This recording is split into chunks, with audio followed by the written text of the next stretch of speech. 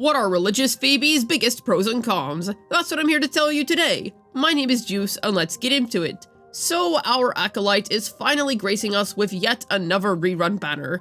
So, to start, I would like to highlight that one of her biggest points of value is that she is an amazing Zani support. In fact, saying she's an amazing Zani support might be underselling the, severity of the situation a little bit. She's almost a required Zani support. If you're somebody that wants to play Zani at her full potential, or just play Zani comfortably at all, you're gonna want Phoebe. Her confession form provides so much amplification to Zani's particular case that it is ridiculous. There is legitimately no character in the game right now that's even able to provide half of what Phoebe provides to Zani. It is ridiculous. She is just stupidly good for her. Now, the thing is, there is Spectre Rover that you can use as a free-to-play friendly alternative for Zani. However, it is infinitely less comfortable to play and also infinitely less strong to play, considering that Phoebe just amps up Zani's damage by so freaking much. So because of that, she ends up being the de facto best-in-slot partner for Zani, no matter what the situation is.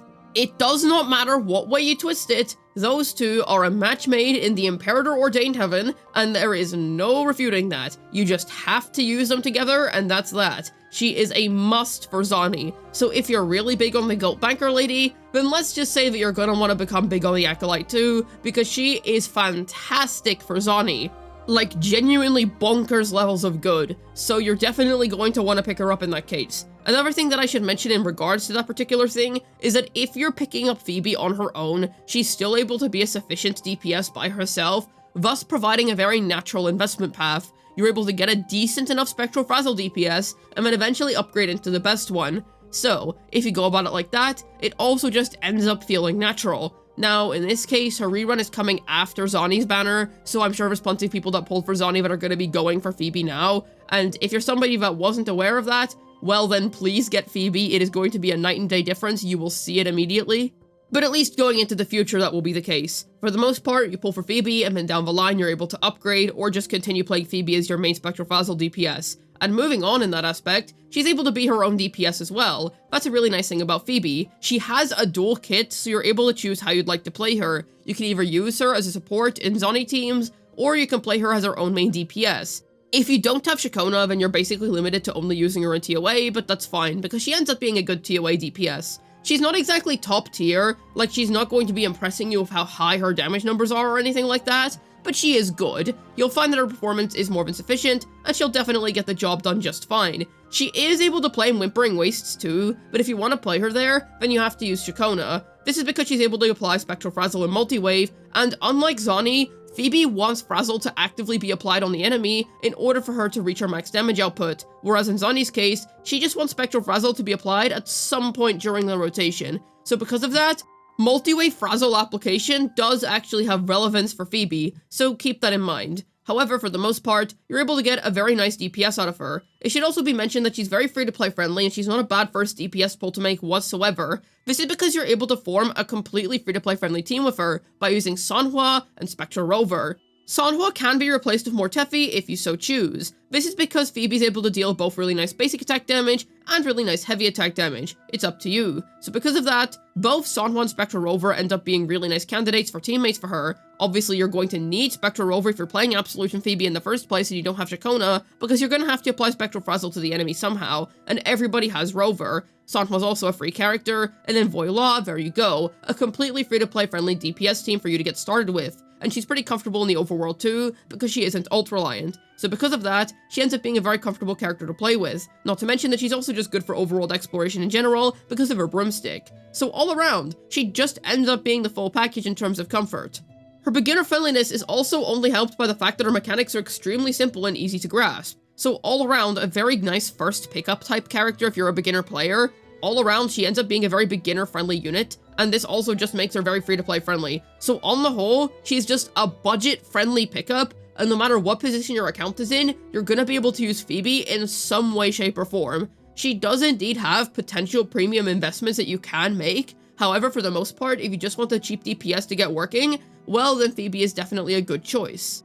I will say the one drawback to this is that our free-to-play friendly teams do not work in Whimpering Wastes, because like I've already said, you're not going to be getting the multi-wave Spectral Frazzle application there. However, for TOA, you will at least have one nice team sorted out for yourself. So there's that going for her. This also, funnily enough, makes her the most accessible negative statuses unit, so do with that information what you will. However, it's time to tear apart this Acolyte's cons. Okay, so one of the main things is that as a main DPS, she's just kind of fallen off. The thing is, if you're pulling for Phoebe now, I personally wouldn't recommend it anymore unless you're doing it specifically to get a Zani support. Now, like I already said, if you don't have Zani and you want her in the future because you missed her on her current banner, well then getting Phoebe is still nice because like I said, it's still a natural progression. Phoebe was designed in a way where whenever you get her, she can still be self-sufficient, and she's still able to work completely independently of any other 5-star character.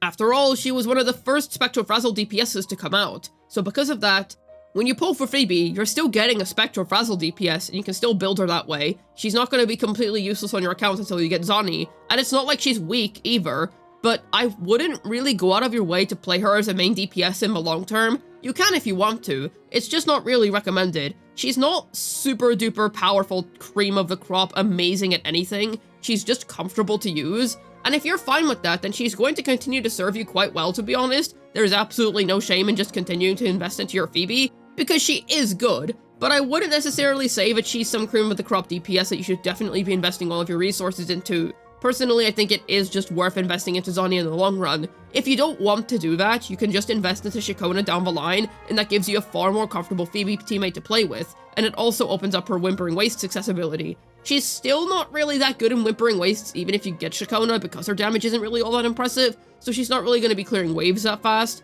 Wuthering waves even. Hilarious, I know. But even so, at least it's something that you can do, and if you want to main Phoebe, you very much can. It's just that I wouldn't really say that she's as strong of a DPS as she was back when she first released, and while that's completely fine because she's still serviceable, we just have stronger options now. So get her, be content with her being a good Spectral Frazzle DPS, upgrade to Zani down the line when you can.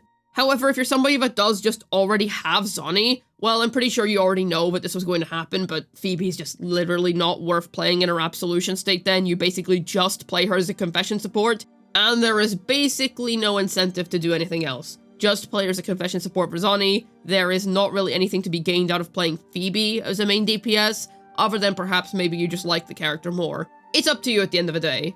And another thing is that she's also just kind of mid in Whimpering Wastes, even if you do have the gear that she wants in order to make her work there.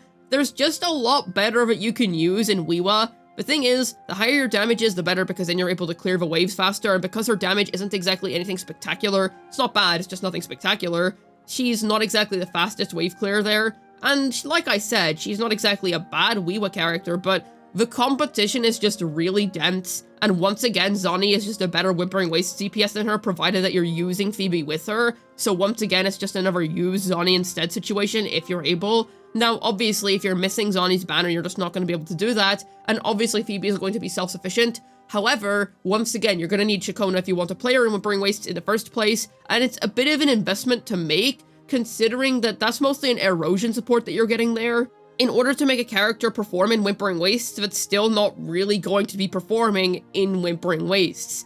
And that's the thing, Shikona's a really good character, but mostly if you're invested into the arrow niche, and if you have good arrow characters, well then it's a no-brainer, definitely get Shikona. If you have Phoebe and a bunch of arrow characters, really good deal for you. However, for the most part, it's a bit of a bold investment to make unless you're really invested in main DPS Phoebe. So I would say that Phoebe's real flaw just lies in the fact that her own DPS quality and her own DPS value just isn't really as high as it used to be, but I think that's fine. All around, she still offers a lot being a character with a dual kit, and she still offers a lot being a unit that you can use in various different ways, and you should also just consider the fun aspect of it. If you get bored of playing Zani, well then you can literally just play Phoebe as a DPS herself and focus the team's damage in on her. So all around, it ends up being a bit of a win-win situation, and because of that, I think she's also just one of the characters that gets you the best bang for your asteroids in the game in general in that sense, because you get so much out of her. I guess another flaw you could argue is that if you don't have Zani, then you are missing out on that other aspect of her, because you're basically just not able to leverage that other aspect of her kit entirely without Zani. Confession is a dead state if you don't have Zani. This could change in the future if we end up getting more Spectral Frazzle DPSs, because I'm gonna be honest, I don't think Kuro Games is ever going to replace Phoebe for this particular role, simply because she is so strong for it, it will be ridiculously hard to replace her. But either way, her confession state basically just doesn't exist without Zani, and it is an entire playstyle that you are not going to be using if you do not have one specific character. So I will say that while she does have a dual kit, and while that is really cool, just keep in mind that she's basically only going to be a main DPS until you get Zani. It was this way before Zani came out as well. Phoebe came out before Zani even released, so for a while her confession state just kinda didn't do anything, but everyone was pretty obviously aware of the fact that, yeah, okay, they're gonna use this down the line for some type of character, and they did, and that was Zani. Phoebe is still definitely a good pull. I would say she's skippable, but she is the point where you should start if you're interested in investing into Spectral Frazzle.